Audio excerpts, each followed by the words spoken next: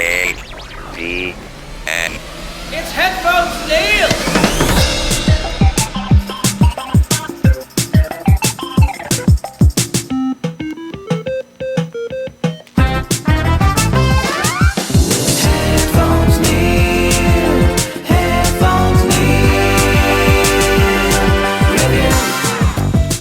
What's up, guys, and welcome to a very special bonus episode of HeadphonesNeil Reviews.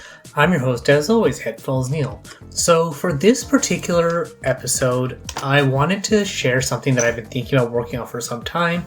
I haven't had a chance to really work on it or think of a good way of doing this until recently, when I realized that I could just create a public YouTube playlist and put together this series of tracks for a franchise I really enjoy that's not Star Wars, and just put it out there as something that I use during my workouts, runs, things like that, as an ultimate music playlist for a movie franchise. So as you can tell from the title of the episode, it's my playlist based on the Fast and Furious saga. It's a playlist that I started working on, I want to say maybe about a year or two ago, but definitely a little bit after Fast X came out. And I got to thinking that about a year ago, that after Fast X came out, I wanted to make a playlist of all my favorite tracks from all the films. And so I did that, and I've been using it for workouts and running and all that stuff. And then I've been wanting to put it out as a public playlist, so if anybody enjoys the films like me, or you just want a good workout playlist, then it's a good series of tracks that you guys can use as your playlist to listen to. So as far as the order of the tracks goes, I actually put them together in the form of the chronological story order of the films rather than the release order, just because I kind of wanted to follow the proper story timeline and keep it in order of that. I also had a chance to rewatch, or I did just rewatch all the films to make sure that this was the order to watch them in and listen to them in, so it does hold up. So as far as the order goes, we start with the Fast and the Furious and Too Fast, Too Furious. Then we jump over to the fourth film, Fast and Furious, Fast 5, Fast and Furious 6, and then we go back and watch Tokyo Drift, because the fourth, fifth, and sixth films deal with the introduction of Han, his death, and all of that, and then Tokyo Drift deals with his time in Tokyo and all of that stuff, and then deals with the little stinger at the end with Dom. And then if you jump into Furious 7, that deals with Han's funeral, and then 8, 9, and 10, at some point Han is actually turns out to be alive, and they deal with that and the whole thing with him going undercover with Mr. Nobody. Giselle was also working with Mr. Nobody before, on and off with certain things, so that timeline and story still holds up.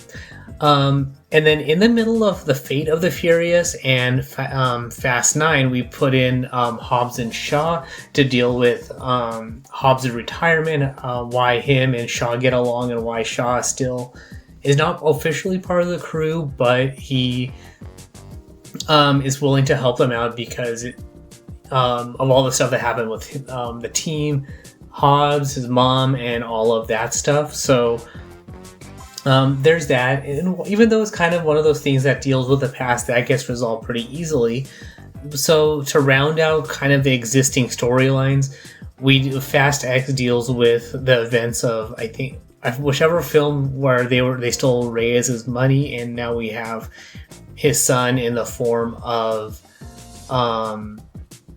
Aquaman to deal with that in Fast X. So all in all, they kind of try to keep, while after the first three films, Fast and the Furious, Too Fast, Too Furious, and Tokyo Drift, it kind of feels like they changed directions with what they wanted the franchise to be.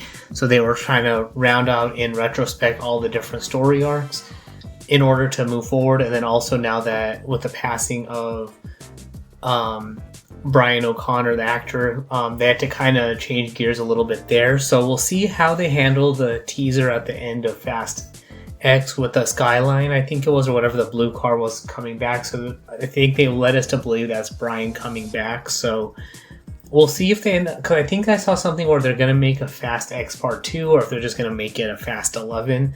But I don't know if they're going to have one more film where they deal with him coming back or how they handle any of that. So once they come up with a story, I'm sure they'll find a way to put that out in the next couple of years. But this all deals with the movie order. So in the show notes for the episode, I'll have a link to that particular order along with a link to the playlist that's up on YouTube that has all the different tracks.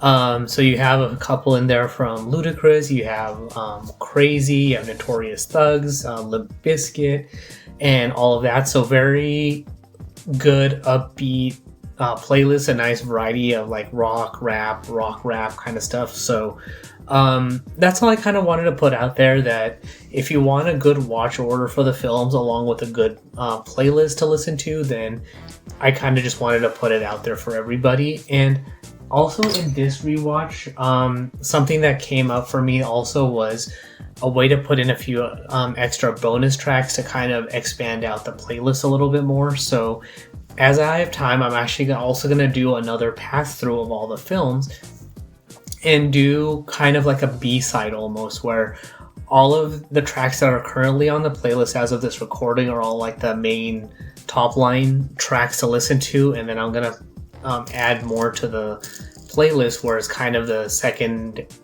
secondary tracks that you may have heard sound good to me and kind of work with the overall theme and flow of the playlist and make it a secondary playlist to add to the existing one. So look out for that. I'm going to say coming soon. I'm not going to promise when I'm going to have a chance to do that, but that is the plans to expand out that playlist a little bit more or even if we get another Fast and the Furious film, that would be great. So, but if we don't, then it'll be a good way to expand the existing playlist. So that's all there is for this, review, bonus episode, update kind of thing. Just something I've kind of wanted to do on the side, never really had the time to do it, and now that it's done, I can easily put it out there for everyone to listen to and enjoy. So that's all there is for this particular episode. So thanks again for being a supporter, subscriber, however you get the show. Thank you for making it a good 2024, and I look forward to more podcasts in 2025. But that's all there is for this particular review and update. Thanks for tuning in, and until next time, and of course the website with all the links to support, subscribe, ways to get my content and all of that good stuff is at headphonesneil.reviews. But thanks for tuning in, and until next time.